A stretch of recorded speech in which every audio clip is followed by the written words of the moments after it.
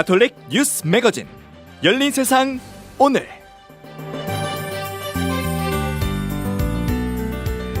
주말에 쓰나미가 인도네시아 순다 해협을 덮쳤습니다. 사망자만 200명이 넘고요. 부상자도 800명이 넘습니다. 크리스마스 연휴를 즐기던 관광객과 현지 주민들이 무방비로 당했는데요. 해저 산사태가 원인으로 추정된다지만 쓰나미가 올 때까지 아무런 경보가 없었다고 합니다. 희생자들의 안식과 부상자들의 빠른 쾌유를 기도합니다. 연말 전국이 최저임금 문제로 시끄럽습니다. 핵심은 일주일에 하루 주어지는 유급휴가, 즉 주휴수당도 근로시간에 포함시킬지 여부입니다. 일주일에 40시간을 일하면 48시간에 해당하는 임금을 주는 제도죠. 근로자에겐 좋은데 경제단체들의 반대가 거셉니다. 오늘 국무회의를 통과하면 당장 내년부터 시행되는데요. 청취자 여러분의 판단을 돕기 위해서 노사 양쪽의 입장을 모두 들어보는 시간 마련했습니다. 소상공인연합회 김대준 사무총장과 민주노총 김은기 정책국장을 차례로 연결해보고요. 민심은 천심에서 국민의 생각도 들여다보겠습니다. 남수단의 작은 마을 톤지에서 사랑의 인수를 펼친 고 이태석 신부. 약통을 들고 이 신부를 따라다니던 아이가 우리나라에서 의사가 됐습니다. 지난주 금요일 의사고시에 합격한 남수단 청년 토마스 타반 나코 씨를 전화로 만나보겠습니다. 저는 잠시 후에 돌아오겠습니다. 최저임금 논란이 뜨겁습니다. 논란의 핵심은 주휴수당입니다. 주휴수당이라는 말이 어려우시죠? 유급휴가로 이해하시면 쉽습니다. 일주일 근무 시간을 채우면 하루 유급휴가를 주는 제도입니다. 근로자에게 유리합니다. 그런데 주휴수당은 현재 행정 해석 차원입니다. 그래서 정부가 시행령 개정을 추진 중인데요. 주휴수당을 시행령에 명시하겠다는 거죠. 재계와 소상공인들은 모두 반대하고 나섰습니다. 최저임금 인상에다 주휴수당까지 부담이 너무 크다는 주장인데요. 그래서 노사 양쪽의 입장을 차례로 들어보려고 합니다. 먼저 소상공인연합회 김대준 사무총장 연결해보죠. 사무총장님 안녕하십니까? 예, 안녕하세요. 네, 주휴수당을 인정하는 최저임금법 시행령 개정안, 일단 소상공인연합회도 반대하시는 거죠? 예, 맞습니다. 고용노동부가 최저임금 시행령 개정을 밀어붙이고 있는데요. 그동안에 저희가 이제 대법원이 6차례, 똑같은 판례를 통해서 고용노동부가 해석하고 있는 행정해석이, 잘못됐다고 분명히 밝히고 있기 때문에, 네. 오늘 국무회의를 통과할 경우에 소상공인들이 많이 좀, 반대도 할 것이고, 많은 사회계층에서 큰 혼란이 있을 것 같아서, 저희도 반대를 하고 있습니다. 네, 그러니까 이 주휴수당이 근로시간에 포함되느냐 마느냐에 따라서 최저임금 위반 여부가 갈릴 수도 있는 거잖아요. 예, 맞습니다. 예. 근데 고용노동부는 기존 행정해석을 명문화하는 거다, 입법화하는 거라는 입장입니다. 어떻게 받아들이십니까?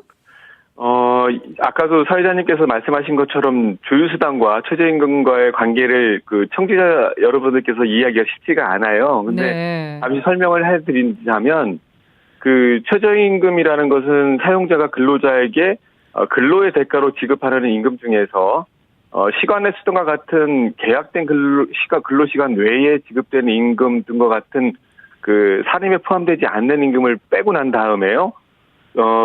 근로자가 일한 시간으로 나누어서, 즉 시간당 급여로 환산해서 위반 여부를 따지도록 법에서 규정되고 있는데요. 그렇죠. 여기서 말하는 시간당 임금은 근로계약서에서 명시된 계약 시급과 다르다는 것입니다. 그래서 산입에 포함되는 대표적인 주휴수당과 같은 근로조건으로 지급되는 각종 수당에서 이것들을 합쳐서 마찬가지로 또 일한 시간으로 나누어 가지고요. 계약된 시급과 이 나머지 계약 외 시급을 합쳐서 이걸 전부 다 더한 다음에 위반 여부를 따져야 된다는 것이 법적인 기준인데, 예. 그런데 고용노동부가 그동안에 했던 행정해석과 근로감독은 근로계약서에 명시된 계약 시급을 최저임금 환산과 같은 어떤 시급과 동일시해서 근로감독의 오류로 인해 가지고 그 최저임금에 대한 위반 여부를 잘못 판단했던 것이죠. 예. 그러니까 이게 거기에 불복하는 사람들이 법적인 공방까지 이어졌고요.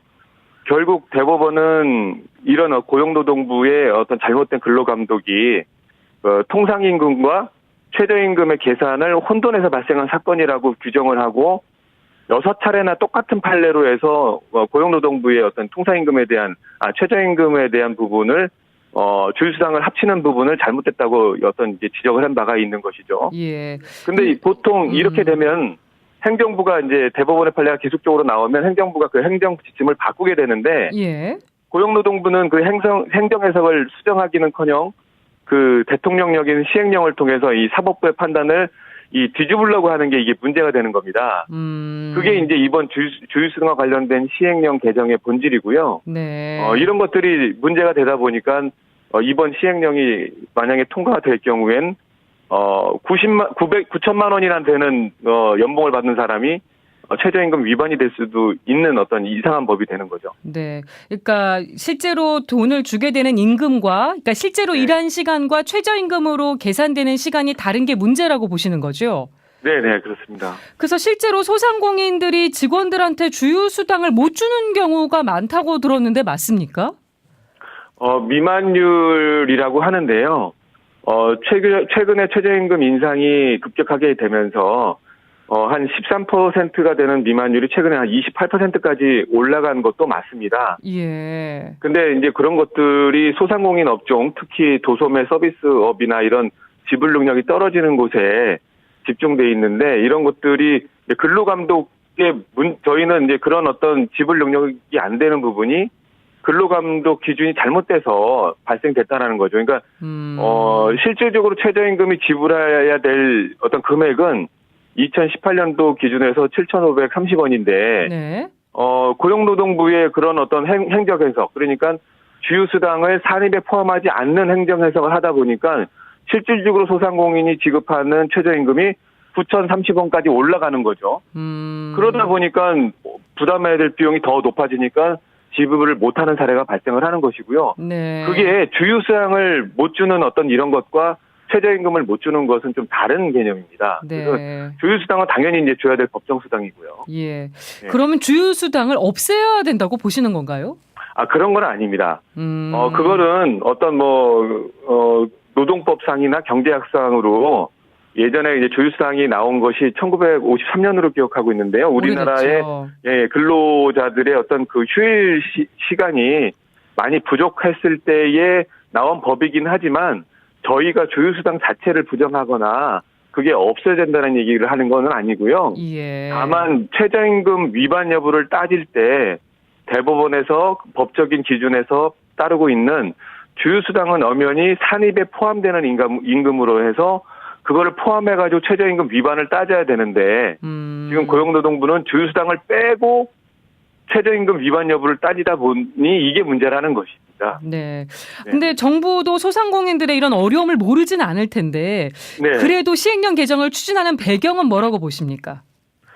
그거는 저는 그렇게 생각합니다. 고용노동부가 30년간 그 법을 위반한, 그러니까 법을 이해하지 못한 근로감독을 운영해 오다가 최근에 최저임금 인상이 급격하게 일어나면서 그 잘못이 드러났어요. 예. 근데 그게 이제 바꾸기가 너무나 좀 어려운 거죠. 그동안에 30년 동안에 행정 해석을 잘못해서 이미 노동자들은 현장에서 노동자들은 주휴수당이 빠진 금액으로 지금 최저임금을 계산한단 말이에요. 예. 그러니까 실질적인 내년도 같은 경우는 2019년도에는 최저임금이 8,350원이지만 실질적으로 현장에서 적용되는 최저임금은 10,020원이 됩니다. 네.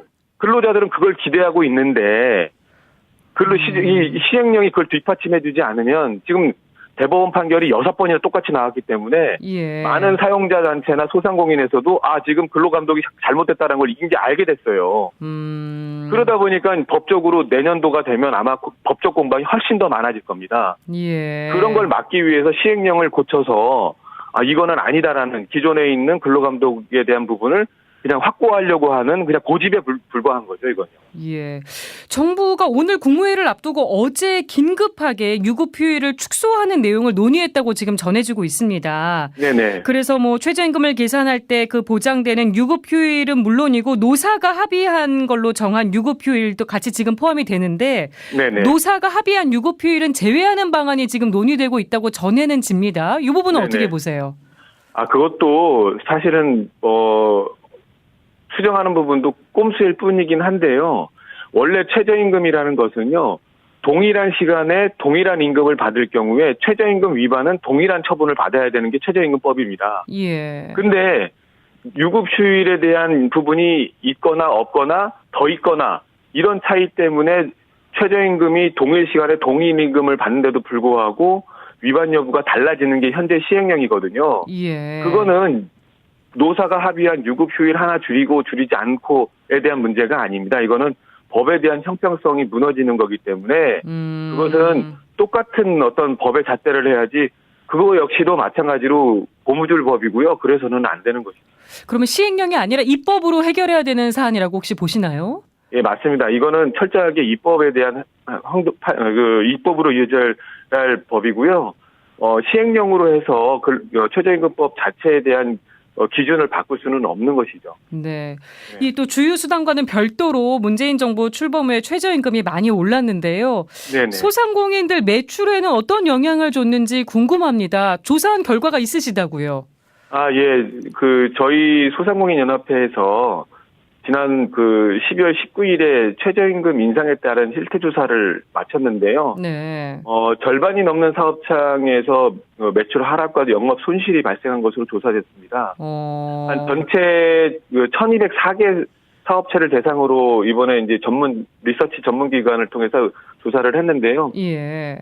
전체 조사 대상자 중에서 한 54.2%가 전년 대비 손실을 보고 있다고 응답을 했고요. 예. 근데 그 손실 규모가 상당히 좀 커서 깜짝 놀랐습니다.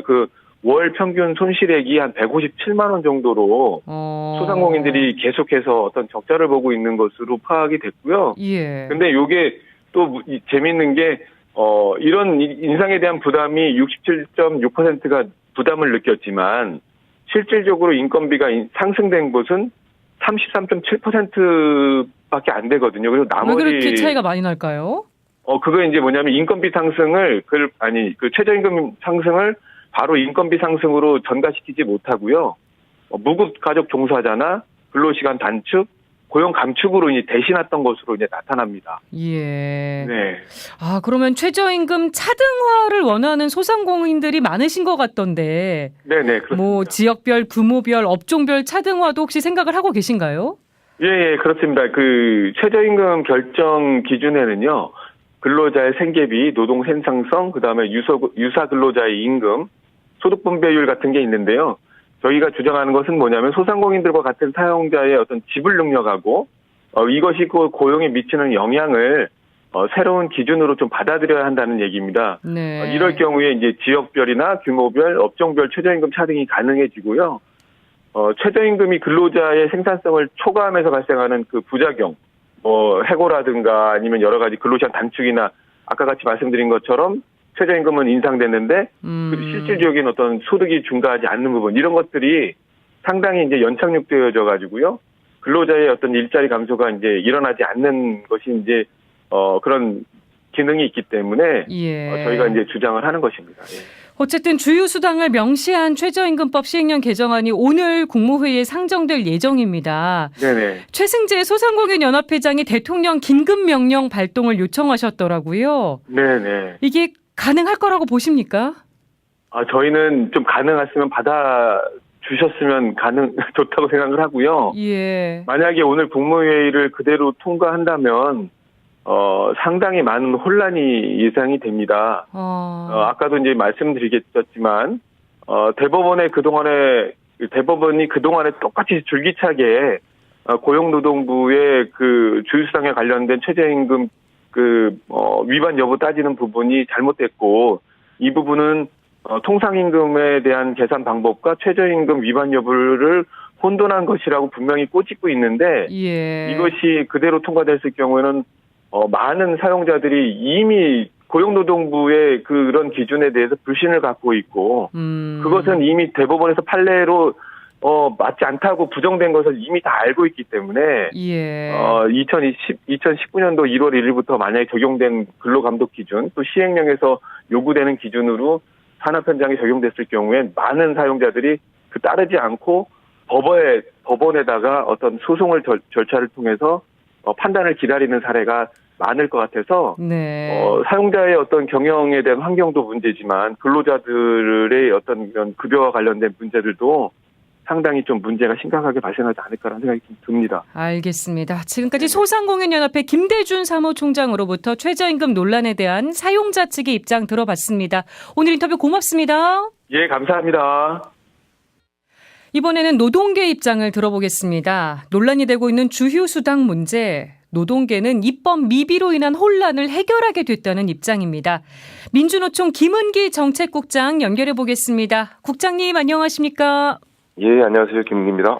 노동계는 주휴수당 명문화가 당연한 조치라고 보시는 거죠? 그렇습니다. 이게 정규직, 비정규직, 아르바이트생 누구나 받을 수 있는 거잖아요. 네, 맞습니다. 그러면 주휴수당이 포함된 최저임금법 시행령 개정안 오늘 국무회의를 무난하게 통과할 거라고 보십니까?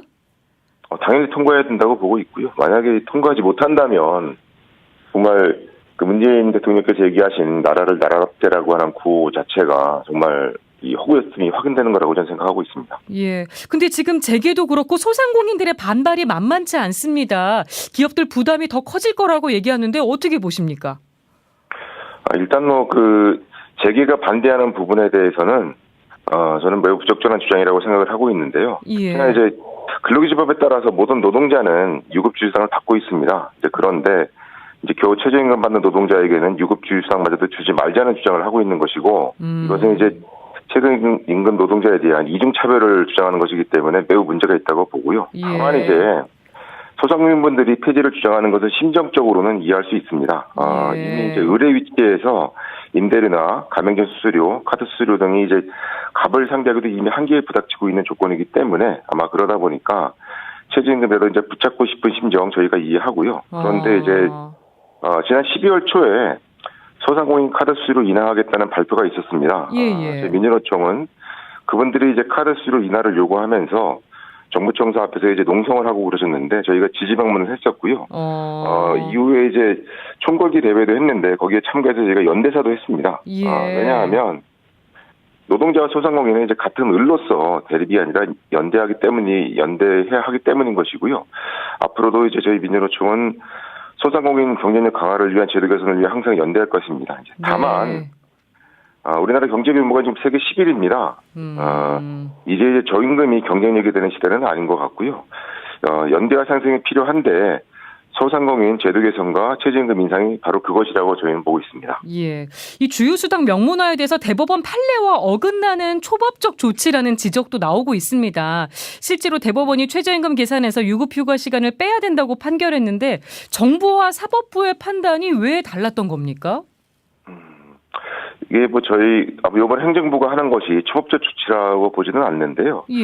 아마도 이제 사법부에서는 이것을 근로기준법 시행령과 달리 나와 있는 최저임금법 시행령을 문구 규정상 그러니까 물리적으로 해석을 해서 그러는 과정에서 달라진 것으로 알고 있습니다. 근데 이제 오히려 제가 알고 있기로는 이제 근로기준법 시행령이나 최저임금 시행령 모두 최초에는 소중 근로시간수로 동일한 문구로 되어 있었는데 1990년 대법원에서 통상임금 판결을 하는 과정에서 유급휴휴시간도 월 소중 근로시간에 포함해야 한다고 판결을 했고 이에 따라서 이제 근로기준법 시행령이 바뀐 거거든요. 97년도에 바뀌었는데 바뀔 때 이제 최저임금법 시행령도 바뀌었어야 되는데 이때 같이 가지 못된 부분이 있습니다. 그렇게 되면서 그때부터 이제 요거에 대한 해석 논란이 있었던 부분입니다. 다만 이제 이번 5월달에 국회에서 최저임금 산입범위가 확대됐는데 그 확대를 논의하는 과정에서 보면 여야가 이미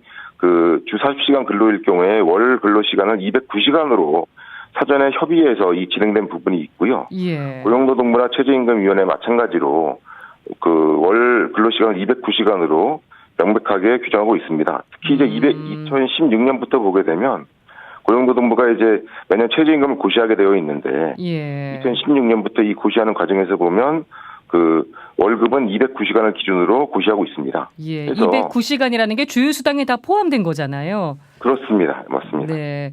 근데 또 최저임금법 개정안에 따르면 대기업 고액 연봉자도 최저임금 위반 가능성이 있다는 얘기도 나옵니다. 이 부분은 어떻게 보세요? 그러니까 사실은 이제 우리나라 임금 체계가 매우 복잡한데요. 예. 다 아는 기업, 말만 해도 아는 기업들은 수당만 해도 한 30개가 넘습니다. 네. 그러니까 임금 체계가 엄청 복잡한데, 문제는 이제 그럼 이 복잡한 임금 체계를 누가 만들었나? 이제 이 부분입니다. 이거 뭐 노동조합이 만드는 건 아니고요. 이제 사업주가 이렇게 복잡한 임금 체계를 만들었는데, 그 이유는 사실은, 연장수당이나 이런 법정수당이 있습니다. 이런 법정수당은 통상임금을 기준으로 150%를 지급하게 되어 있는데, 기본급은 당연히 이제 통상임금에 포함이 됩니다. 그래서, 이것을 회피하기 위해서 이제, 통상임금에 포함되지 않는 뭐 각종 수당이라든가 상여금 등을 만들어서 임금 인상을 회피했던 것입니다. 그리고 이제 와서 이제 최저임금 때문에 이 문제가 발생했다 이렇게 얘기를 하고 있는 것인데요. 사실은 이제 앞뒤가 바뀐 것이고 체계가 처음부터 임금 체계를 올바르게 단순화해서 갔으면 절대 이런 문제 발생하지 않습니다.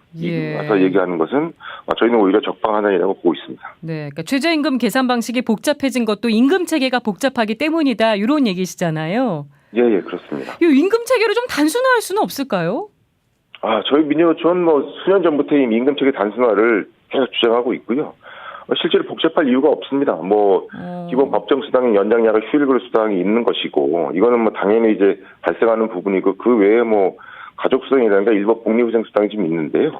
물론 이제 면허 수당 라이센스 같은 게 부분이 있습니다.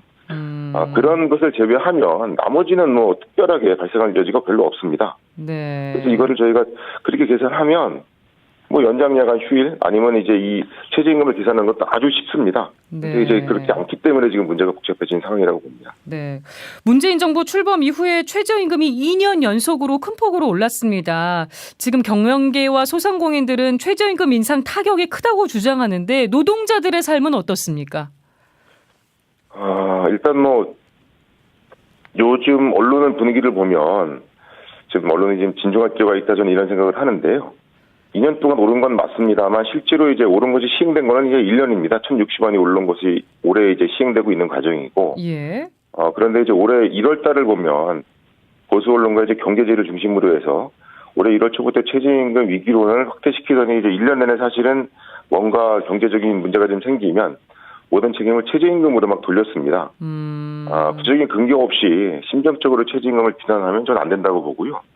올해 최저임금이 이제 시급 7,530원이고 월급으로 치면 아까 이제 209시간을 기준으로 하면 이제 157만 원 정도 되는데요. 이제 그런데 실제로 최저임금위원회가 제출한 보고서에 따르면 2017년 그러니까 작년 1인 가구 생계비가 이제 190만 원 정도고 2인 가구 생계비가 290만 원 정도입니다. 그러니까 현재 최저임금 수준으로는 여전히 적자 인생을 면하기 어렵습니다. 그래서 과거에 비해서는 좀 나아질지 모르겠지만 우리나라의 전체적인 가계 부채를 생각해보면 아직도 최저임금은 더 올라야 된다고 봅니다. 네. 근데 지금 소상공인 연합회 같은 경우는 지금 경영 악화가 현실이다. 내년도 최저임금 적용을 유예할 필요가 있다. 이런 얘기도 하거든요.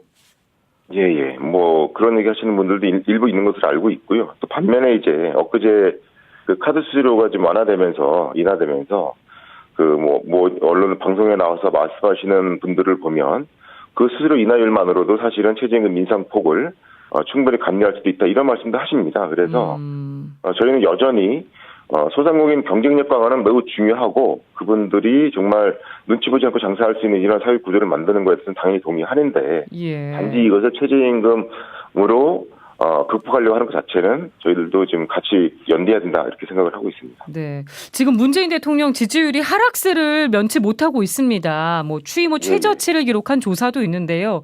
일자리 정책과 최저임금 인상이 지지율을 깎아먹었다 이런 얘기 많거든요. 어떻게 보십니까? 최저임금에 대한 부분들은 아마도 제가 알기로는 학생이나 소상공인을 대비해서 보면 서로 간에 많은 차이가 있는 것으로 알고 있습니다. 당연히 이제 학생 측에서는 최저임금 인상을 적극적으로 지지하고 있고 소상공인 측에서는 이제 그런 거에 대한 부담을 느끼는 부분들도 있다라고 보고 있는데요. 저는 이것을 단순하게 이것이 지금 아까도 말씀드렸듯이 최저임금의 문제다 이렇게 볼 것이 아니고 전체적인 지금 대통령의 경제 정책 이것에 대해서 아마도 2천만 노동자가 또 냉정히 평가하는 부분들이 있다라고 보고 있습니다. 예. 문재인 정부가 노동 존중 사회를 표방하면서 출범했습니다. 그런데 출범 이후에 공공기관 비정규직의 정규직 전환이나 근로시간 단축, 최저임금 인상, 탄력 근로제 확대 이런 걸 추진하면서 노사 어느 쪽도 완전히 만족스럽지는 못해 보입니다. 정부의 노동 정책은 어떻게 보세요? 그러니까 현 정부의 노동 정책에 대해서 저희 민주노총 내부에서는 후퇴다, 아니다, 진전한 것이 없기 때문에 역진이다 이렇게 냉정한 평가들을 하고 있습니다. 예. 요즘 주요 의제가 많지만 지금 말씀하신 대로 탄력 근로 기간 확대에 대해서만 간단히 말씀드리면 실제로 노동 시간 상한을 정한 이유는 가로세에 추방하고 일제를 나누기가 핵심입니다. 그런데 이제 불과 10개월 만에 탄력 근로 기간 확대를 추진하고 있습니다. 그러니까 탄력 근로 기간이 확대되면 가로세의 추방과 일제를 나누기는 절대적으로 불가능합니다. 그래서 결국은 이렇게 지금 올바른 정책이 집행이 되기도 전에 또다시 이것을 바꾸려고 하는 이런 부분들이 바로 노동자들의 지지를 바꿔내고 있지 않나 이렇게 냉정하게 평가하고 있습니다. 예. 어쨌든 이번 유급휴일 문제 논란이 좀 잘 해결이 됐으면 좋겠는데 더 이상 사회적 갈등으로 좀 번지지 않았으면 하는 생각도 듭니다. 예, 맞습니다. 네, 지금까지 민주노총 김은기 정책국장으로부터 최저임금 논란에 대한 노동계 입장 들어봤습니다. 오늘 말씀 잘 들었습니다. 고맙습니다. 예, 감사합니다. 수고하십시오. 다음 달이면 벌써 이태석 신부 선종 9주기인데요. 이 신부를 따르던 남수단 아이가 우리나라에서 의사가 됐습니다.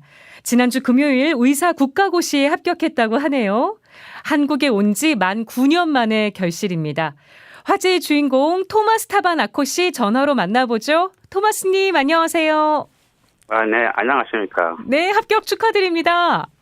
네, 감사합니다. 축하 인사 엄청나게 많이 받으셨죠? 네, 축하도 받고 인터뷰도 많이 했습니다. 네, 지금 기분이 어떠세요? 기분이 너무 좋습니다. 네, 그냥 하늘로 날아갈 것 같은 그런 기분입니다. 정말로요? 네. 수단에 있는 가족들한테도 합격 소식 전해주셨습니까? 네. 가족들은 뭐라고 하시던가요? 그냥 너무 자랑스럽다고 잘 해낼 줄 알았다고 합니다. 네. 그러면 지난 9년 동안 수단에는 몇 번이나 다녀오셨습니까? 올해 다녀온 거를 포함하면은 한 4번 정도 다녀왔습니다.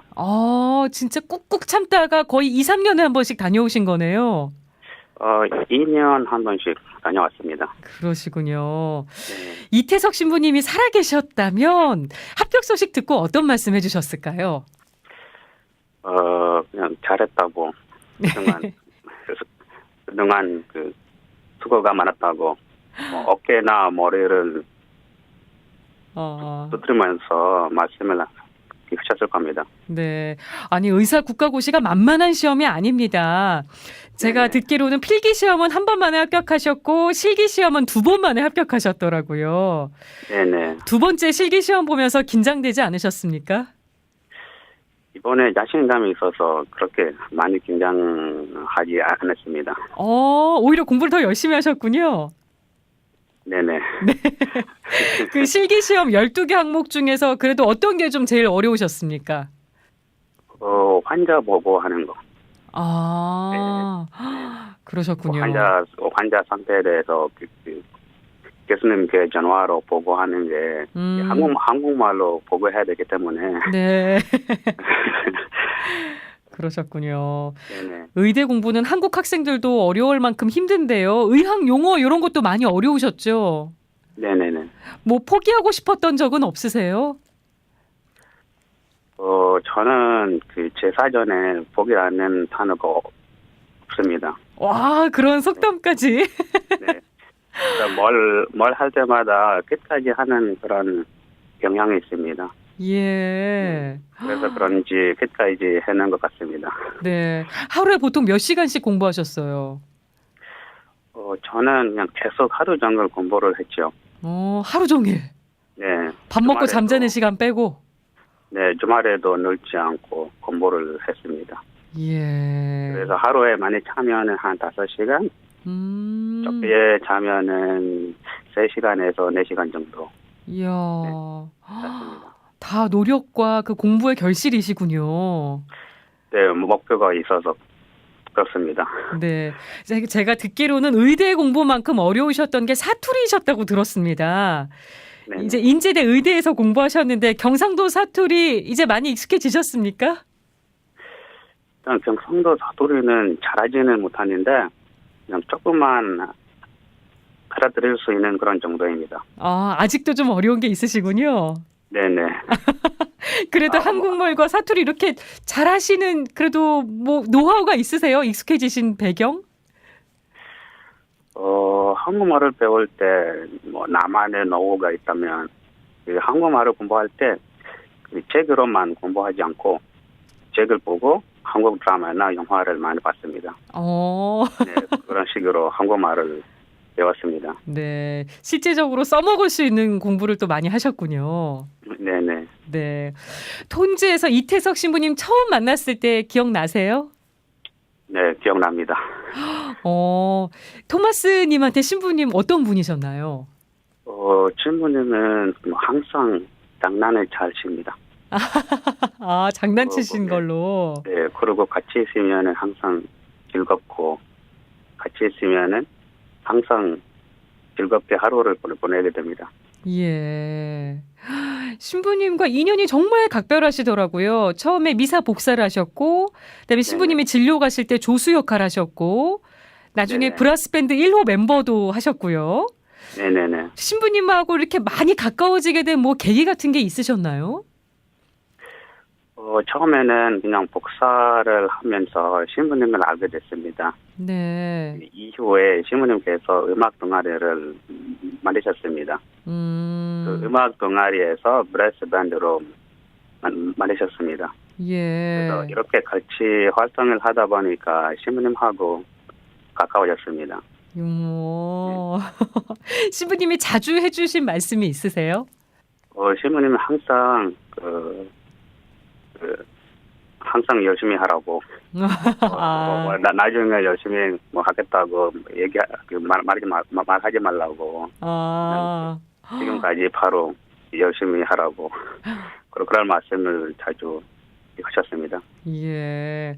아니 의대 공부를 하시게 된 과정도 궁금해요. 수단에 있을 때부터 의사의 꿈을 갖고 계셨나요? 네. 네, 이게 이태석 신부님께서 우리나라에 오시기 전에 이미 그런 생각을 갖고 있습니다. 아, 그러셨어요. 네네. 갖고 계시다가 이제 신부님이 권유해 주셔서 이제 꿈을 더 실현하시게 된 거군요. 이태석 신부님 봉사 활동을 하시면서 그때 제 꿈이 크게 됐습니다. 이태석 신부님 보시면서. 네네. 그래도 의대 공부를 시작하는 게 큰 결심이 필요하셨을 텐데 어떤 마음으로 공부 시작하셨어요? 나중에 이태석 신부님처럼 봉사 활동을 할 수 있는 그런 사람이 되고 싶어서. 네. 그러셨군요. 그래서 공부를 시작했습니다. 네. 그 어려운 의사고시에 합격하셨는데 앞으로 더 어려운 인턴과 레지던트 수련 과정도 남아 있습니다. 네. 어느 병원에서 수련하실지 정해지셨나요? 저는 이미 정했습니다. 어디세요? 부산 백병원에서 하기로 했습니다. 네. 또 인턴과 레지던트도 만만치 않은 과정들인데 걱정되진 않으십니까? 지금은 설레임 반, 걱정 반입니다. 또 다른 도전이신 거죠? 네. 앞으로 어떤 의사가 되길 바라십니까? 환자의 아픔을 공감해주는 그런 의사. 그리고 환자의 병을 치료하는 것이 중요하지만 환자의 마음을 치료하는 그런 의사가 되고 싶습니다. 예. 제가 말씀만 들어도 마음이 든든해집니다. 네, 감사합니다. 그 이태석 신부님 모교인 인제대 의대에 공부하고 계신 남수당 청년 한 분 더 계시잖아요. 네네. 존 마이앤 루베님은 계속 공부를 하고 계신 거죠? 네, 계속 공부하고 있습니다. 그 의사 고시는 조금 더 천천히 보시는 거고요? 네, 네네. 지금 필기만 남았습니다. 그렇군요. 네네. 그리고 또 토마스님보다 조금 늦게 한국으로 와서 대학에서 토목공학 전공하고 수단으로 돌아간 산티노 댕 씨. 네. 네네. 댕 씨하고도 자주 연락을 하시나요? 네네네. 계속 아. 연락을 하면서 지내고 있습니다. 네. 그 수단에 돌아가면 교량을 건설하고 싶다고 했었는데 산티노 씨 어떻게 지내시는지도 궁금해요. 저번에 연락을 했을 때는 그냥 잘 지내고 있다고 합니다. 아, 배운 거 잘 활용하고 계신지 궁금한데. 네, 저도 보지는 못했는데 네. 아마 계속 그거를 계속 활용하고 있을 겁니다. 예. 잘 활용하고 계시리라 믿으면서 지금 청취자분들이 응원 문자 많이 보내주고 계십니다. 소량개님께서 그 어려운 공부를 해내시다니 대단하시다고 축하한다고 인사 전해주셨고요. 천사님도 토마스님 진심으로 축하합니다. 늘 건강하고 행복하세요. 또 김정식 글라라님도 정말 고생 많으셨습니다. 너무 축하드립니다. 하늘나라에서 이태석 신부님 기뻐하실 거라고 또 많은 분들이 함께해주고 계십니다. 네네. 네, 앞으로 또 열심히 또 수련 과정 임하셔야 될 것 같습니다. 네. 네, 지금까지 이태석 신부님과의 인연으로 우리나라 의대에 입학해서 의사고시에 합격한 남수단 청년이죠. 토마스 타바나코 씨 만나봤습니다. 합격 다시 한번 축하드리고요. 인터뷰 고맙습니다. 네, 감사합니다. 한 주간의 여론을 살펴보는 민심은 천심 시간입니다. 최저임금에 대한 국민의 생각 살펴보고요. 또 데드크로스를 맞이한 대통령 지지율도 좀 짚어보겠습니다. 리서치 배종찬 본부장 연결합니다. 본부장님 안녕하세요. 배종찬 본부장입니다. 2018년도 이제 며칠 안 남았습니다. 네. 올 한 해를 관통한 뜨거운 이슈 중에 하나가 바로 최저임금 문제인데요. 이게 정치권 공방이 가라앉지 않고 있습니다. 최저임금에 대한 국민의 생각은 어떻게 나타났습니까? 네, 2018년 한 해 동안 가장 뜨거웠던 경제 이슈 중에 하나였고요. 새해 들어서도 최저임금 관련 논란은 식지 않을 것으로 보여집니다. 네. 이 원안대로냐, 이 원안대로 10% 인상을 하느냐 아니면 속도 조절이냐의 갈림길에 놓여 있는데요. 리얼미터가 TBS 의뢰를 받아 지난 19일 실시한 조사인데요. 전국 502명 무선 전화 면접 및 유무선 RDD 자동응답 조사였고요. 표본 오차 95% 신뢰 수준 플러스 마이너스 4.4%포인트, 응답률 7.3%.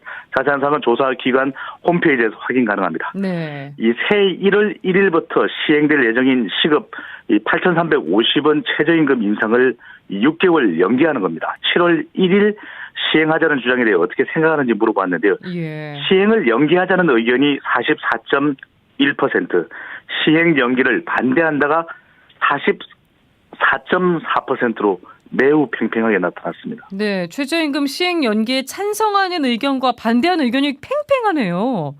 이게 네. 지역이나 연령대별로도 차이가 있습니까? 네, 전체적으로 최저임금 시행 연기 찬성, 또 연기를 반대한다, 원안대로 가자는 의견이 팽팽한 가운데 이 지역별로 다소 온도차 발생한 결과로 나타났는데요. 예. 그렇기 때문에 최저임금을 업종에 따라, 지역에 따라 다르게 하자는 이야기가 나왔던 이유로 보여집니다. 이 서울과 충청은 대체적으로 원래 하기로 했던 1월 1일부터 최저임금 원안대로 시행해야 한다는 입장이 상대적으로 높게 나타났습니다. 예. 이 부산, 울산, 경남과 호남 지역은 내년도 최저임금 시행을 7월 1일로 6개월간 연기하자는 의견이 높게 나타난 편이었는데요. 주로 서비스 업종 위주로 최저임금 시행에 대해 이 적극적인 지역은 빠른 시행을 원하는 것으로 나타났고, 이 공장들이죠. 이 중소상공인들이 다소 포진하고 있는 지역과 배우, 식당 등을 하는 자영업청이 많은 지역은 시행 연기가 다소 우세한 편으로 나타났습니다. 예. 이 연령대가 젊을수록 최저임금을 원안대로 가자는 의견이었고요. 연령대가 높을수록 연기를 하자는 이 반응으로 나타나서 최저임금제, 이 갈등 이슈가 될 수밖에는 없는 상태로 보여집니다. 네, 최저임금 문제가 정치 쟁점화되는 건 아닌지 우려되는 면도 있는데요. 직업별 또 지지 정당별로는 어떻게 나타났나요? 네, 이 정치 이념별로 또 정당 지지층별로도 입장이 엇갈리는 것으로 나타났는데요. 이 더불어민주당 지지층에서도 대통령 국정수행 긍정평가죠. 대통령을 지지하는 층에서도 이 최저임금제 연기에 대해서는 찬반이 팽팽하게 나타났습니다. 예. 이 자유한국당 지지층은 최저임금 연기 찬성 의견이 높았고요. 바른미래당 지지층도 이 최저임금을 연기하자는 의견이 57.4%로 나타났습니다. 이 정의당 지지층의 의견이 궁금하실 텐데요. 이 정의당 지지층도 최저임금 인상 연기 찬반 의견이 비슷하게 나타났습니다. 네. 그만큼 최저임금제의 시기를 판단하기 힘들 정도의 이슈로 부각된 모습입니다. 이 직업별로 볼 때는 더 첨예했습니다. 대체적으로 이 찬반이 팽팽한 가운데 자영업층은 최저임금 인상 연기하자 51.3%로 절반을 넘었고요. 예. 이 학생층은 최저임금 연기를 반대한다. 원한대로 가자. 51.8%로 절반을 넘었습니다. 뭔가 좀 해안이 나오면 좋겠는데, 솔로몬의 네. 지혜가 나오면 좋겠는데, 보이지 않는 신의 한 수를 위해 머리를 맞대야 할 것으로 보여집니다. 네, 최저임금 논란 속에서 지금 대통령 지지율에 비상이 걸렸습니다. 부정이 긍정을 앞지르는 역전 현상이 일어났는데 대통령 지지율 추이도 좀 짚어주시죠. 네, 데드 크로스라는 표현을 쓰기도 하는데요. 이 주식시장, 즉 정권 상황을 설명하는 그런 용어인데 대통령 지지율에 바로 갖다 붙여서 써도 되는지는 잘 모르겠습니다. 오히려 이 긍부정이 역전되었다 이렇게 설명하는 것이 보다 더 설득력이 있어 보이는데요. 예. 이 대통령 지지율에 영향을 주는 변수는 우리 시간을 통해서 여러 차례 소개를 해드렸습니다. 이 경북공, 경제 북한 공약인데요. 예. 모두가 흔들리는 상황입니다. 여기에 이 청와대 인사 문제, 또 집권 여당의 인사, 국회의원과 관련된 나쁜 악재가 되겠죠. 예. 나쁜 상황이 연출되면서 대통령의 지지율에도 영향을 미치는 모습입니다. 한국갤럽이 자체조사로 지난 18일부터 20일까지 실시한 조사인데요. 전국 1,002명 휴대전화 RDD 조사 통으로 95% 신뢰 수준 플러스 마이너스 3.1%포인트, 응답률 15%이고요. 자세한 사항은 중앙선거론조사 심의위원회 이 홈페이지에서 확인 가능합니다. 이 문재인 대통령이 대통령으로서의 직무를 잘 수행하고 있는지, 잘못 수행하고 있는지 물어보았는데요. 네. 이 잘하고 있다는 긍정평가는 45%, 이 잘못하고 있다는 부정평가가 46%입니다. 그러니까 여전히 오차 범위 내이기 때문에 완전히 부정이 긍정을 앞질렀다. 이렇게 단언하기도 힘든 이 지지율 결과이기는 한데, 그럼에도 불구하고 수치만 놓고 볼 때 이 부정 수치가 긍정을 앞지른 것은 이 조사기관의 취임 이후 조사에서 최초입니다. 예, 대통령 지지율이 하락세를 면치 못하고 이렇게 부정평가 비율까지 높아진 거, 최근 불거진 청와대 특별감찰반 문제나 또 주말에 불거진 여당 의원의 공항 갑질 이런 것들도 영향을 줬다고 봐야 될까요? 볼 수밖에 없을 것으로 보여집니다. 이 정확하게 어느 정도의 수치만큼 어느 시점에 영향을 주었는지를 파악하기는 쉽지 않습니다. 하지만 대통령의 지지율이 흔들리는 상태에서 나쁜 뉴스는 지지율에 나쁜 영향을 줄 수밖에 없어 보이는데요. 이 관련 인사들과 관련한 이 논란 문제는 이 정권에도 도덕성에 큰 부담을 주게 되는데, 이 중요한 부분은 원인이 이전 정부의 이 청와대 논란과는 상당히 다르지 않느냐라고 지적할 수 있겠지만, 문제는 이 일반 대중들은 이 논란의 과정과 결과에 관심이 많지 이 원인에 대한 구체적인 차이점을 알기는 쉽지 않다는데 주목을 할 필요가 있습니다. 예. 그런 만큼 특단의 조치는 뒤따라야 되는데요.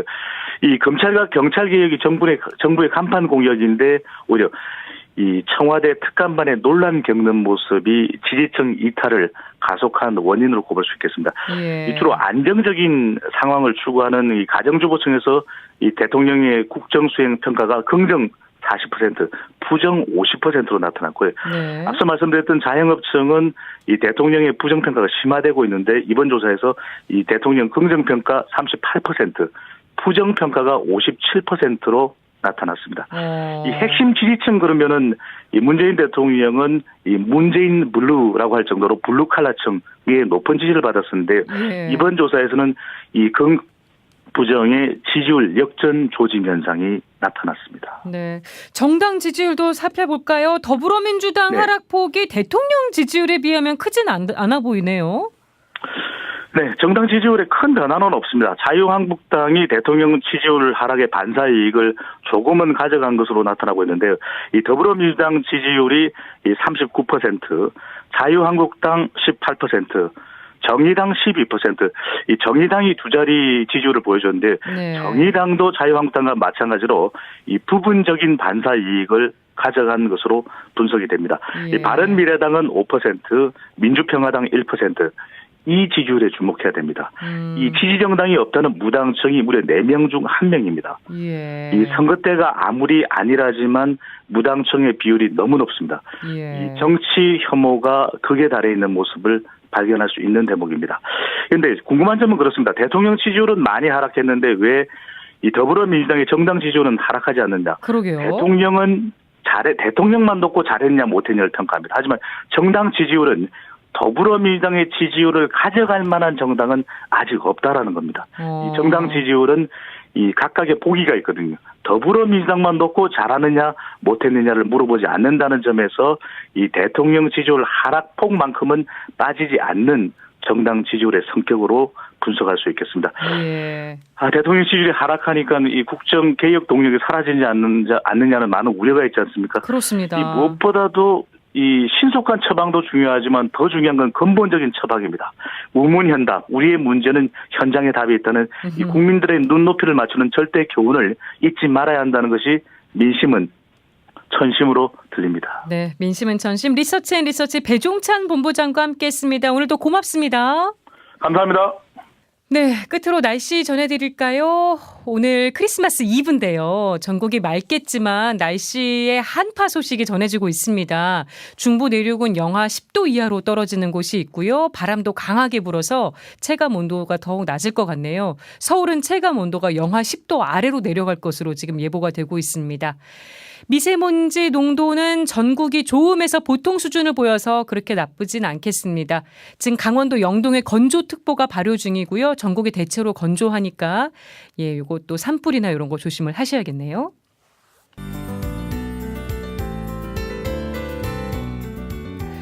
아까 토마스 타바나코 씨 의사고시 합격한 거 축하해 주신 분들 정말 많습니다. 카타리남 님도 의견 다시 보내주셨네요. 토마스님 앞으로 더 건강하게 훌륭한 의사가 되시길 기도하신다고. 문자로 끝번호 5541번님께서도 어제 부산 영도의 복례성당 교중미사 모습입니다. 사진까지 찍어서 보내주셨어요.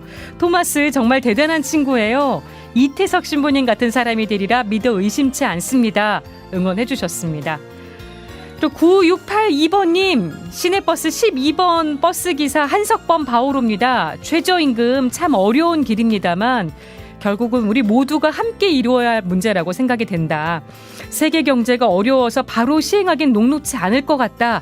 이런 의견도 보내주셨네요. 네, 모두가 지혜를 모아야겠죠? 열린 세상 오늘 1부 여기서 마치고요. 저는 잠시 후 2부에서 뵙겠습니다. 도재진 기자의 심쿵 뉴스 준비되어 있고요. 또 마음이 훈훈해지는 우리 성탄 관련 소식도 준비되어 있으니까요. 많이 청취해 주시기 바랍니다. 고맙습니다. 열린 세상 오늘 2부 문을 열겠습니다. 12월 임시국회도 빈손으로 끝나는 걸까요? 현안마다 여야의 의견이 사사건건 대립하고 있습니다.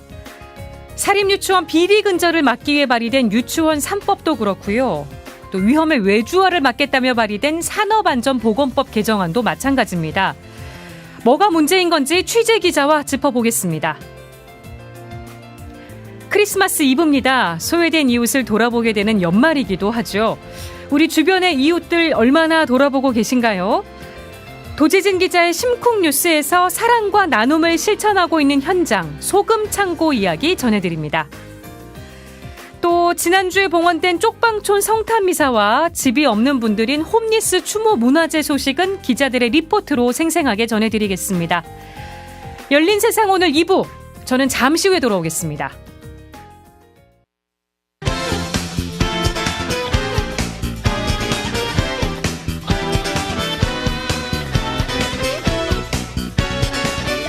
가톨릭의 눈으로 바라봅니다. 열린 세상 오늘.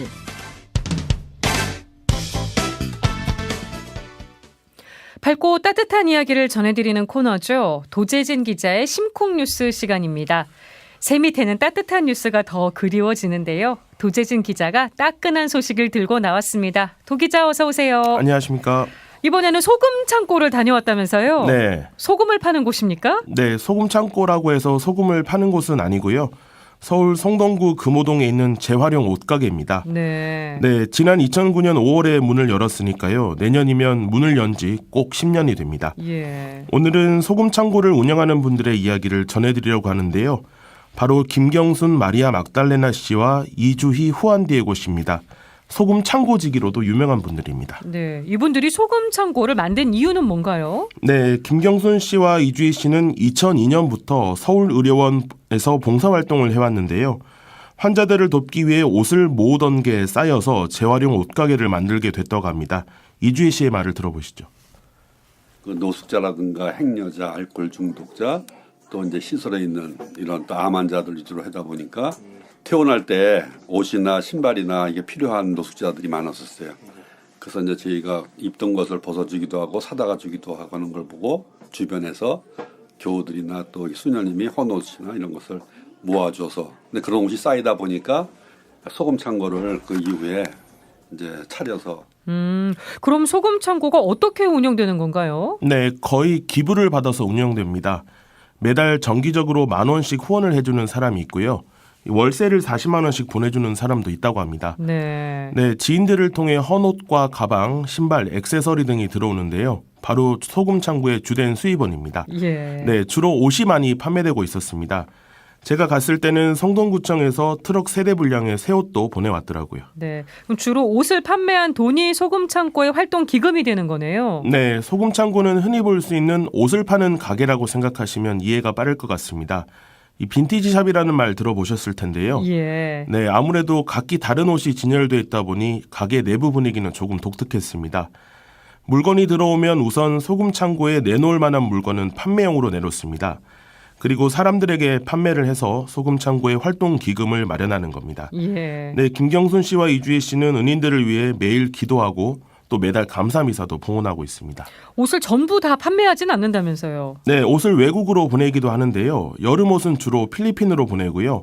겨울 옷은 몽골로 보낸다고 합니다.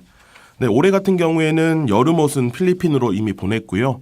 겨울 옷은 부산에 있는 노숙인들에게 보냈다고 합니다. 네, 그렇게 마련한 돈으로 어떤 일을 하고 계신 건가요? 네, 이주희 씨의 말을 먼저 들어보시죠. 상대방이 필요한 부분만 신경 써요. 우리는 상대방이 가장 필요한 부분.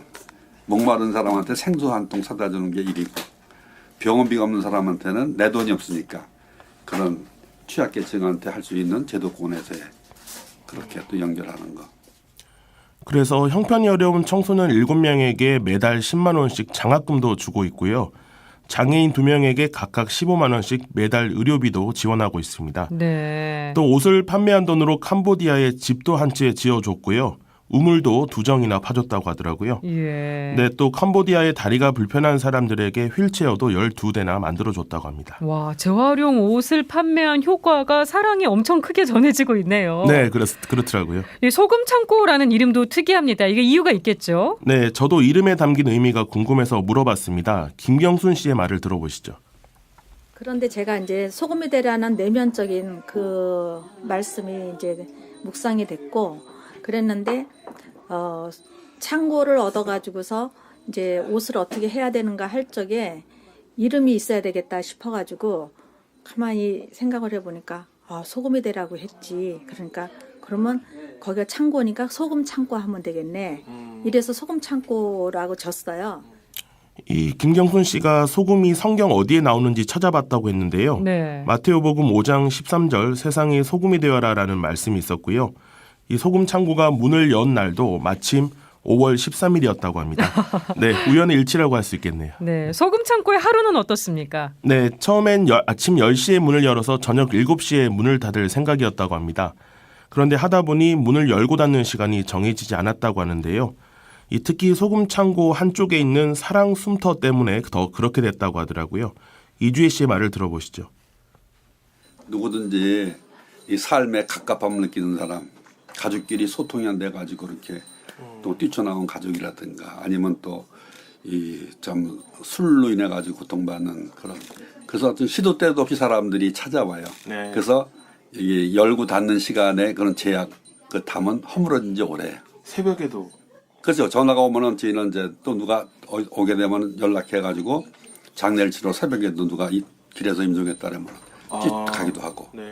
네, 아까 두 분이 재활용 옷가게만 운영하시는 게 아니에요. 다른 네. 사랑과 나눔까지 다 한꺼번에 실천하고 계신 건데 네. 가톨릭 상장례 지도사 자격도 취득하셨다면서요? 네, 장례 지도사랑 같은 의미인데요. 장례식을 주관하고 장례 절차와 각종 장례 관련 업무를 하는 겁니다. 이 김경순 씨와 이주혜 씨는 호스피스 봉사를 하면서 이 함께했던 환자들이 세상을 떠나면 바로 차가운 안치실로 내려가는 게 마음이 아팠다고 합니다. 네. 그래서 대전 가톨릭대학교에 입학해 상장내 과정을 수료하고 지난 2008년 자격증을 취득했습니다. 김경순 씨의 말을 들어보시죠. 저분의 마지막에 가시는 거를 가족과 함께 그 시간을 우리가 아름답게 어떻게 할 수 없을까 해서, 그런데 이제 돌아가시고 나면 저희가 시체가 되니까 만질 수가 없잖아요. 그래서 이제 그 자격증을 딴 다음에는 운명하시면 저희가 이제 초연만 해드리면서 기도해드리고 가족하고 사랑했다라는 그러한 아름다운 시간을 이렇게 마지막 해드리고 그러고 이제 안치실 가게 이렇게. 이주희 씨는 유가족이 고맙다는 인사를 할 때면 오히려 자신이 유가족에게 고맙다는 인사를 한다고 하는데요. 네. 들어보시죠. 하느님 시각에서 봤을 때는 내가 봉사를 받은 거죠. 내가 다가갔을 때 당신의 온몸을 죽어가면서까지 나한테 맡겼잖아. 내가 마사지 할 수 있고 내가 기도할 수 있고 나한테 하늘의 공덕을 쌓을 수 있도록 자기 몸을 아낌없이 나한테 내주었잖아요. 그러니까 내가 유가족한테 감사를 드려야죠. 이주희 씨는 이런 생각이 호스피스에 대한 자신의 지론이라고 말했습니다. 네, 두 분이 같이 이렇게 봉사를 시작한 계기가 있다면서요? 네, 두 사람은 초등학교 동창인데요. 이주희 씨는 1998년 사업이 잘 안 되고 가정도 또 망가지면서 거리에서 노숙 생활을 했다고 합니다. 네, 당시 김경순 씨에게 빌린 돈이 있었는데 돈을 갚지 못해 연락도 하지 못했습니다. 김경순 씨 역시 경제적 상황은 비슷했습니다. 이 젊은 시절 남편과 사별하고 병고에 시달렸는데 이 신앙적 깨달음을 얻게 됐고 또 웨딩숍을 운영해서 큰 돈을 벌었습니다. 예. 하지만 이 돈이 주님의 것이라고 생각해서 주변 사람들에게 내어줬고 그러다 보니 사업도 흔들렸습니다. 네, 기도 중에 재물이 주님의 것이라는 것을 다시 깨달았다고 하는데요. 네. 그래서 대희년을 앞두고 채무자들에게 일일이 전화를 걸어서 돈 때문에 미워한 것을 용서해달라. 돈을 안 갚아도 된다고 말했다고 합니다. 당시 이주희 씨는 세례를 받고 지방의 한 양로원에서 봉사하고 있었는데요. 봉사를 시작한 지 3년 후 세상에 대한 집착이 사라졌고 또 마침 김경순 씨 축일이라 축하 전화를 걸면서 이 두 사람의 동행이 시작됐습니다. 네, 두 분이 열심히 봉사를 하면서 상도 많이 받으셨다고요? 네, 수상 내역 목록을 볼 수 있었는데요. 언론 보도, 수료증, 임명장, 표창장, 감사장 등 20건이 넘었습니다. 2016년에 보건복지부 장관상을 수상했고 올해는 강동구청장상, 성동구 구의회 의장상을 수상했습니다. 그리고 2013년 가톨릭 평화신문, 2015년 가톨릭 평화방송에도 출연했습니다. 네, 아니 근데 봉사를 비난하는 사람들도 있다면서요? 네, 주변 사람들이 왜 노숙인을 돕느냐며 차가운 시선을 보냈다고 합니다. 또 경제적 활동을 하지 않고 봉사만 하는 이주희 씨를 보고 자녀들로부터 원망도 많이 들었다고 하고요. 하지만 지금은 딸들이 나이가 들면서 오히려 이주희 씨를 이해하고 든든한 후원자가 됐다고 합니다. 예. 그리고 예수님의 발바닥이 돼서 낮은 곳에서 일해달라며 이 딸들이 자신들 수입의 일부를 이주희 씨에게 주고 있다고 합니다. 와. 김경순 씨 역시 자녀가 든든한 후원자가 됐다고 하더라고요. 소금 창고 지기들 앞으로의 계획은 어떻습니까? 네, 먼저 김경순 씨의 말을 들어보시죠. 기쁘게 사는 게 저희가 목적이고 그 기쁨을 이웃과 이 동네 믿거나 안 믿거나 관계없이 그런 어려운 이웃이 있으면은 찾아가서 우리가 함께하는 그런 친구가 돼주고 싶고, 그리고 뭐 현재 너무 행복해요. 감사하고. 그러니까 앞으로 뭐 어떤 계획이라는 거는 그때그때 주어지더라고요. 네, 이어서 이주희 씨의 말도 들어보시죠. 계획이라 하면 그거잖아요. 꿈이자 바람을 말하는 거잖아요. 하느님의 계획이 제게서 이루어지기를 바라는 그것뿐이에요. 다 알아서 해주시니까. 여태까지 그렇게 왔으니까. 네. 내년이 소금창고가 문을 연 지 10주년이 되는데요. 내년에는 봉사자들과 함께 감사미사를 봉헌할 거라고 하더라고요. 네, 소금 창고 후원하고 싶은 분들 계실 것 같아요. 어떻게 하면 되나요? 네, 포털 사이트에서 소금창고 1004를 검색하시면 됩니다. 근데 전화번호가 나와 있지 않은데요. 가톨릭 평화방송으로 문의하시면 전화번호를 안내해드리겠습니다. 네, 차가운 세상을 데워주는 도재진 기자의 심쿵뉴스. 오늘은 재활용 옷가게 소금창고 이야기 들어봤습니다. 도 기자 잘 들었고요. 새해에도 따끈한 소식 기대하겠습니다. 네, 고맙습니다.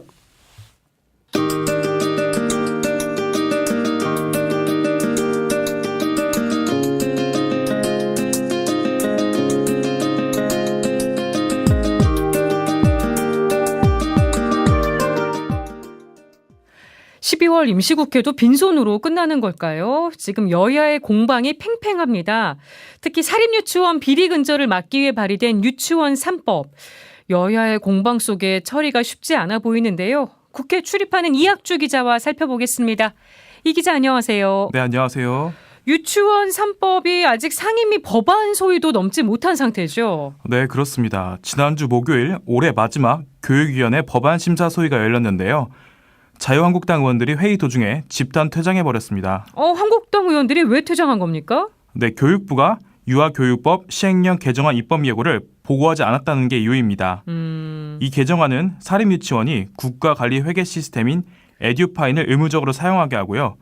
사립유치원의 일방 휴원이나 폐원에 대해 행정제재를 강화하는 내용을 담고 있습니다. 예. 그런데 교육부가 입법 예고 전에 제1야당이 한국당에 보고하지 않았다면서 입법부 패싱이라고 반발했습니다.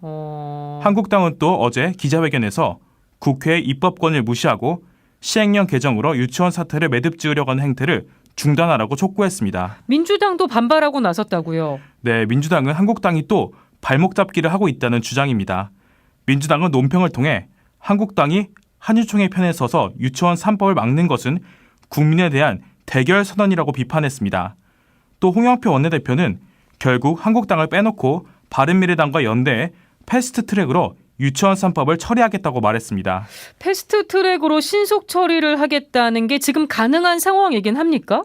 네, 해당 상임위원회 5분의 3, 즉 60%가 동의하면 가능합니다. 예. 교육위원 15명 중에 민주당이 7명, 바른미래당이 2명이니까 합치면 딱 9명입니다. 딱 60%네요. 네, 조건을 충족하게 됩니다. 그럼 바른미래당 의원들도 전부 패스트트랙에 동참한다고 하고 있습니까? 네, 교육위 바른미래당 간사인 임재현 의원의 중재안을 바탕으로 법안을 내기로 한 만큼 동참 가능성은 높습니다. 예. 바른미래당 소속인 교육위원장 이찬일 의원도 유치원 3법을 패스트트랙 안건으로 상정하는데 찬성 의사를 보이고 있습니다. 하지만 바른미래당 당론은 아직 정해지지 않은 상태입니다. 김관영 원내대표는 한국당을 빼고 처리하는 게 맞는지 모르겠다면서 패스트트랙보다는 여야 합의로 처리하는 게 낫지 않느냐며 미온적인 태도를 보이고 있고요.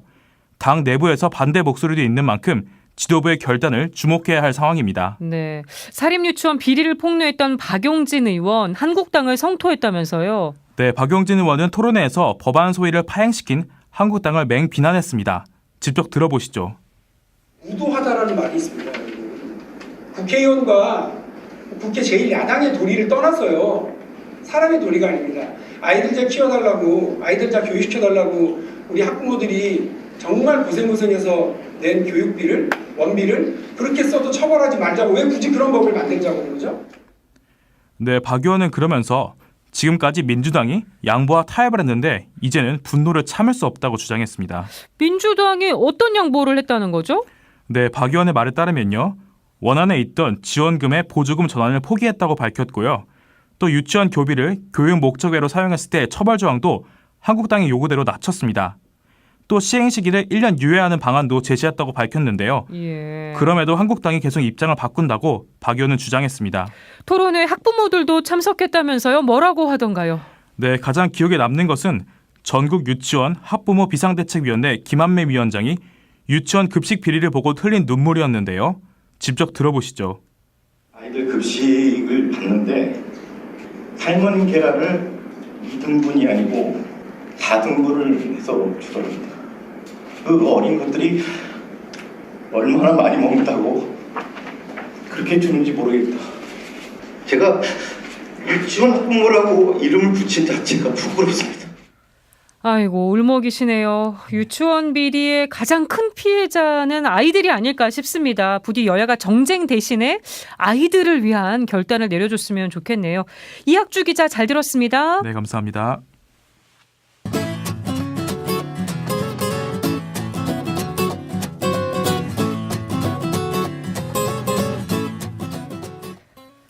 성탄절은 내일이지만요. 쪽방촌 주민들은 사흘 먼저 아기 예수 탄생의 기쁨을 나눴다고 합니다. 자세한 소식 전은지 기자가 전해드립니다. 성탄을 앞두고 아기 예수가 가난하고 소외된 이웃들을 먼저 찾아갔습니다. 서울대교구 단중독 사목위원회는 지난 22일 가톨릭 사랑평화의 집에서 주님 성탄 대축일 미사를 봉헌했습니다.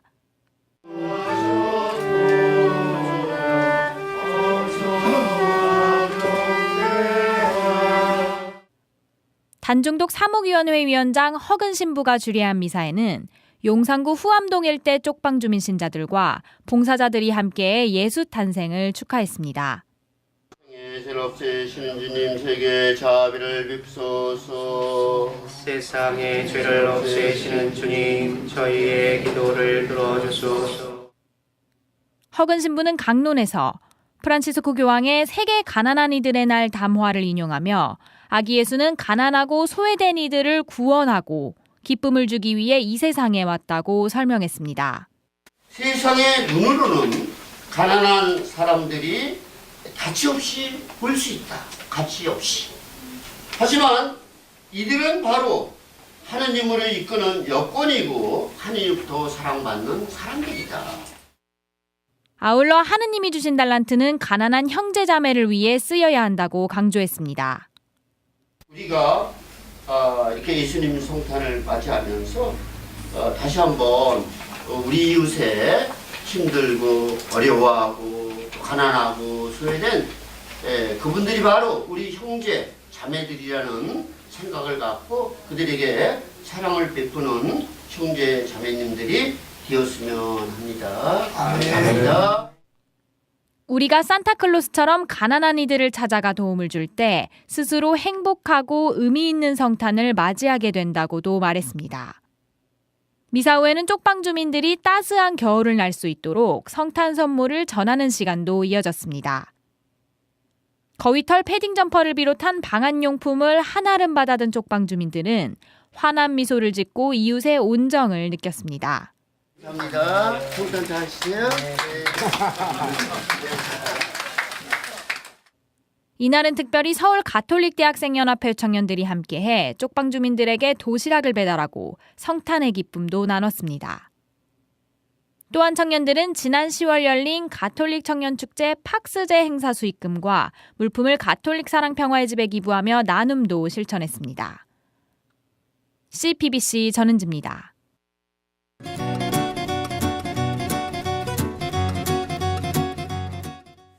지난달 새벽 서울 도심 한복판에서 발생한 9.19 시원 화재. 사상자 대부분은 가족과 연락이 닿지 않은 무연고자가 많았습니다. 앞서 전해드린 쪽방촌 주민들도 사정은 크게 다르지 않은데요. 2018년 예수님이 오신다면 가장 힘없고 소외된 이웃, 아마 집 없이 힘겹게 살아가는 홈리스들에게 먼저 오시지 않을까요? 홈리스들의 인권과 복지 개선을 촉구한 행사에 이힘 기자가 다녀왔습니다. 한 통계에 의하면 거리에서 인생을 마치는 소외된 이웃이 서울에서만 한 해 200명이 훌쩍 넘습니다. 서울에만 현재 1,300명이 넘는 노숙인이 생활하고 있습니다. 더욱 잔인한 통계는 점점 더 많은 노숙인이 거리에서 목숨을 잃고 있다는 사실입니다. 21일 저녁 서울역 광장에서 노숙인들의 차별과 혐오를 멈추고 주거 및 생활 안정화 대책을 촉구하는 행사가 열렸습니다. 천주교 서울대교구 빈민사목위원회를 비롯한 38개 종교 시민 인권 사회단체가 주관한 2018 홈리스 추모 문화제입니다. 이들 단체는 홈리스 추모제 공동기획단이라는 이름으로 뭉쳐 2001년부터 해마다 동짓날 즈음에 홈리스 추모제를 열어왔습니다.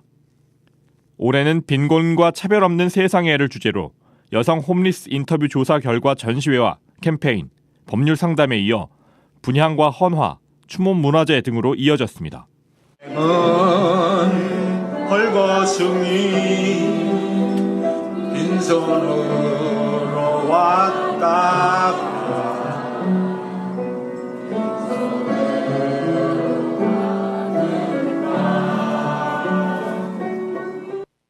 거리의 춤꾼 이삼원 씨가 위령물을 선보이며 거리에서 쓰러져간 홈리스들의 영혼을 달랬고 야학 학생과 교사들의 노래 공연 등이 펼쳐졌습니다. 홈리스와 관계자 등 행사 참석자들은 추모 문화제를 마친 뒤 서울역 일대를 행진하며 정부의 홈리스들의 실상을 알리고 사후 자기 결정권과 주거권 보장 등을 촉구했습니다. 이날 추모 문화제에는 서울대교구 빈민사목위원장 나승구 신부를 비롯해 관계자 등 200여 명이 참석했습니다. 나승구 신부는 추모사에서 홈리스들도 우리의 소중한 가족이자 이웃이었다고 강조했습니다. 그러나 사실 이분들은 우리의 가족이었으며 우리의 이웃이었습니다. 이분들이 거리에서, 시설에서, 쪽방에서 쓸쓸한 죽음을 맞이하는 순간 우리는 가족을 잃은 것이며 이웃을 잃은 것입니다. 가족과 이웃을 돌보지 않는 책임을 어떻게 감당해야 될지 모르겠습니다. 오늘 이 순간만큼은 처절하게 아파해야 할 것 같습니다. 행사를 주관한 38개 단체들은 지난 17일부터 이날까지를 추모 주간으로 정하고 추모 문화제와 행진 등을 펼쳤습니다. CPBC 이희민입니다. 아기 예수 탄생의 은총이 힘없고 소외된 이웃들에게 먼저 전해졌으면 좋겠네요. 청취자 여러분께 성탄 축하 인사 전해드리면서요. 저스틴 비버의 Santa Claus is coming to town으로 인사드리겠습니다. 저는 내일 아침 7시에 돌아오겠습니다.